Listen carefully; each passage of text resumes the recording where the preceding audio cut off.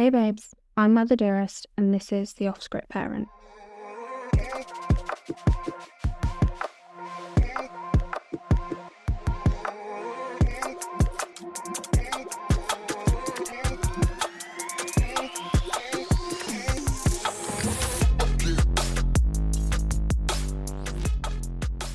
So this week we're talking about raising confident, capable humans without sounding like a walking Pinterest board, and more importantly, without accidentally creating future arseholes. Everyone says they want a confident kid, until their kid is confidently telling them that the dinner they've cooked is mid and they're not eating that shit. Or the kid who has to have the last word at all times. I will just say, guys, I've recently had braces fitted, if you didn't already know yet, and it is making it a little bit more painful for me to actually get my fucking words out. I don't mean physical pain, I just mean it's generally quite painful in a frustrating kind of way. But yeah, so I'm hoping this is still okay for you guys, but if not, suck it up, buttercup, and there's really little we can do about it. This first part may seem as though it focuses on just younger children, which agreed, it kind of does, but it may offer some insight into challenges you may now have with your older kids. And that isn't shade. I made these easy mistakes with my older children when I was younger. I will go on to talk about how we support older kids with confidence and autonomy too. Section 1. What confidence actually is. Society seems to have us confused. Some people genuinely think confidence is about being the loudest person in the room, like the kid that has to take centre stage at a birthday party and make the entertainer cry. Being the person who always has to gob off and has something to say. But is it? The loudest kid on the playground might be confident, or they might be deeply insecure and just trying to overcompensate. How often as parents do we say, oh, they just pick on you because they don't like themselves? But bullies always seem so confident though. We can often confuse performative confidence, the loud, look at me kind, with genuine confidence, the calm, I've got this kind. But here's the thing most people miss. Confidence isn't about being assertive or loud. It's when what you think, say, do and believe all align. It's that internal matchup between what you believe and how you behave. Confident kids don't need to shout, brag or dominate because they're not trying to convince anyone of anything. Confidence is integrity turned inwards. It's, I don't have to prove anything because I know who I am. Confidence is self-trust. The thing I say to my kids pretty regularly, and I think it is actually in one of my Instagram videos, when they feel a little bit uncertain, I ask them, whose opinion of you matters most? The answer is me, like them. I used to say that pretty much every morning to one of my kids on the way to school. Section 2, defining autonomy. So what about autonomy? It sounds like such a textbook word, and I'll be totally honest with you, I didn't really know that word outside of the crap we all put on our CVs until I started studying psychology. Autonomy is the ability to make your own choices and take responsibility for them. It's knowing you have control over your own actions, and you're not just doing what you're told because someone bigger or higher up said so. And it starts in the smallest, most everyday moments. Like, do you want socks or no socks? Do you want to try and open it or do you need help? What outfit do you want to wear today? It's these micro decisions, these little drips that fill their I can do this cup. And I know some parents are already thinking, oh, for fuck's sake, I don't have time for autonomy. I'm already late and we've lost a fucking shoe. But here's the thing. Giving autonomy now saves time later. And please tell me how sewing socks or new socks is quicker than the meltdown, tantrum or argument you're going to have with them anyway. Kids who trust themselves don't need to fight you for control. Young children under the age of about 10, or people with ADHD, don't have fully developed executive functioning, the part of the brain that controls impulse, problem solving and emotional regulation. So when an adult dictates something and removes their sense of control, it creates cognitive overwhelm. Their emotional brain, the amygdala, basically hijacks their thinking brain, the prefrontal cortex.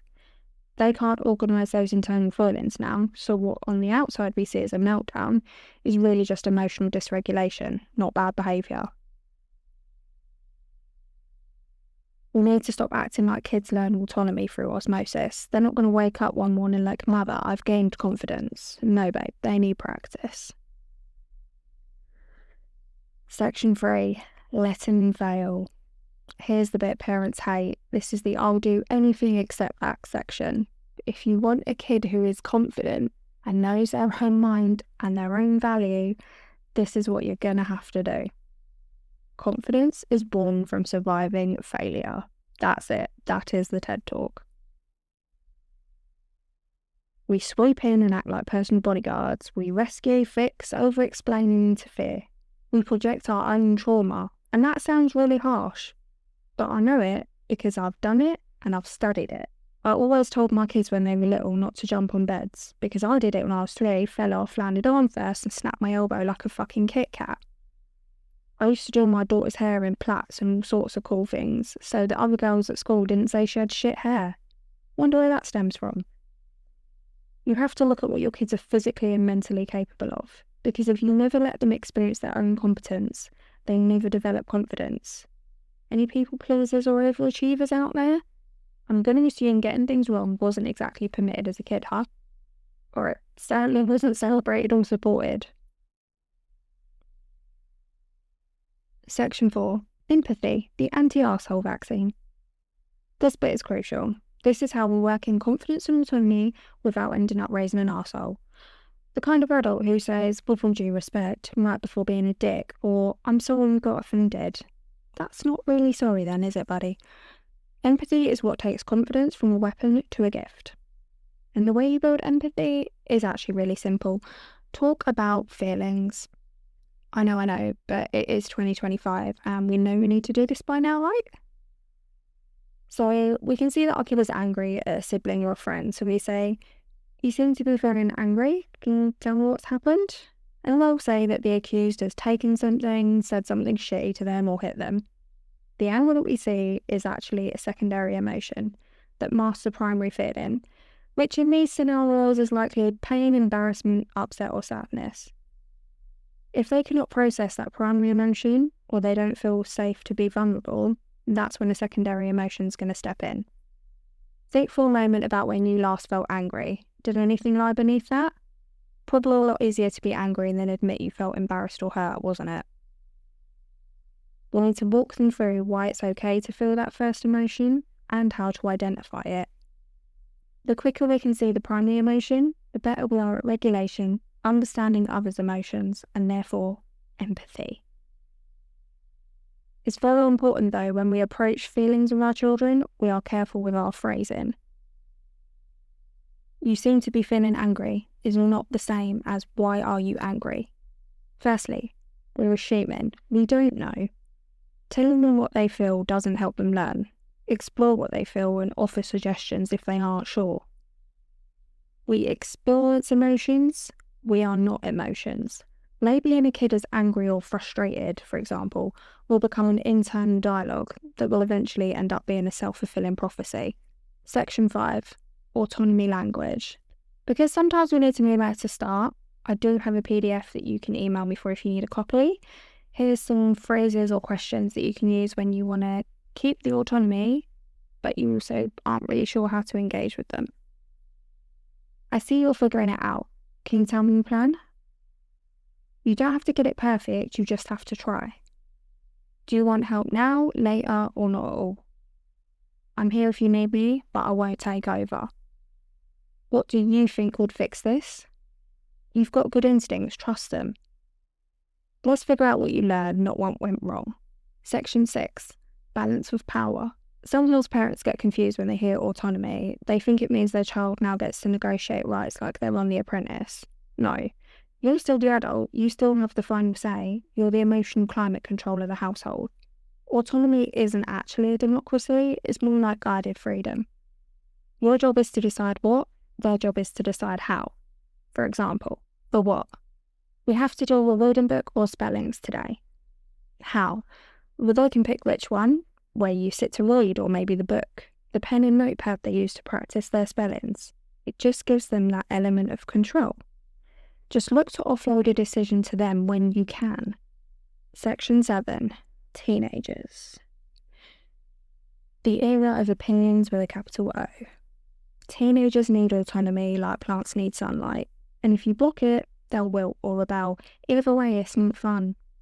With teens, you should not be their manager, you're more like their consultant. You're the person they should come to. Please see episode 1. It's no different from letting your 2-year-old pick their own shoes. Let your teen pick a dinner, for example, that they want to cook for themselves, and be on hand to help if they set your hob on fire or to dish up the chicken still pink. Nobody wants that. But don't hover, just be about to ask how it's going. They know when you don't trust them. Let them know the task for the day or the week and they can decide the order. So with my boys, they have a short list of maybe 5 weekly chores. I don't care when they do them, just that they do them.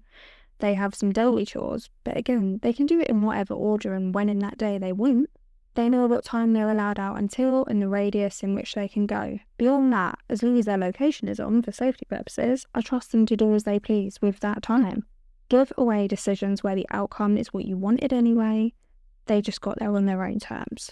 Section 8. When confidence goes a bit too far.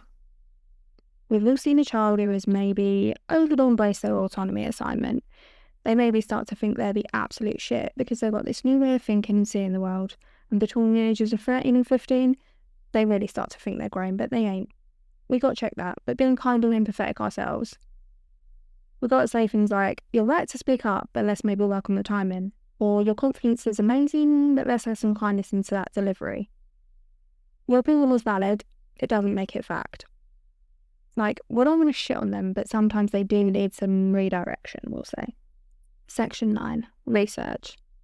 If you want the receipts, those are some of the studies that I've looked at. No, I can't give you all my notes because this ain't a uni assignment and I'm not here doing any more Harvard referencing. Some of it I just know because I've studied it, but these are the research articles that I've used specifically for this episode. Section 9. Research. Some of you may want the receipts, so here's some of the studies that I have looked at for today's episode. I can't give you a note on everything because some of it is just stuff that I have learned over time or through my own studying. And this ain't a uni assignment and I'm so done with Harvard referencing. Kids build real confidence through mastery, effort, not praise. Praise actually builds people who rely on praise. Helicopter parenting creates anxious dependent kids who don't want to make a decision without looking at you first. That might be okay at 3, not 33. Emotion coaching builds regulation and empathy. And finally, teens thrive with gradual increased autonomy and collaborative problem solving. Again, the references will be in the show notes.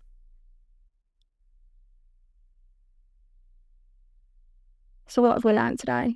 Confidence is not raising a child who thinks they're too special to apologise. Autonomy is not raising a child who refuses, like they're negotiating a hostage situation. Confidence is trust. Trust in yourself. Autonomy is self-direction. Empathy is a moral compass. If you mix those 3 together, you get a kid who can handle life, doesn't collapse under pressure, and also isn't an arsehole in group chats or to their future partners. We're raising humans who are strong, capable, and emotionally intelligent, not doormats and not someone else's reason for needing therapy. You don't have to nail this perfectly. You don't have to get it right every time. You just have to try, adjust, repair, and try again, much like we're going to need to. Thank you all for listening to this episode. I'd really like some feedback on the episode so far, so please feel free to contact me and let me know. Good or bad, just be nice. You can DM me on Instagram or drop me an email. I will put them in the show notes because I've established it's a pain in the ass to read out. So until next week, just remember to be kind to yourselves. It ain't easy out here trying to break cycles one messy day at a time. Much love, Mother Dearest.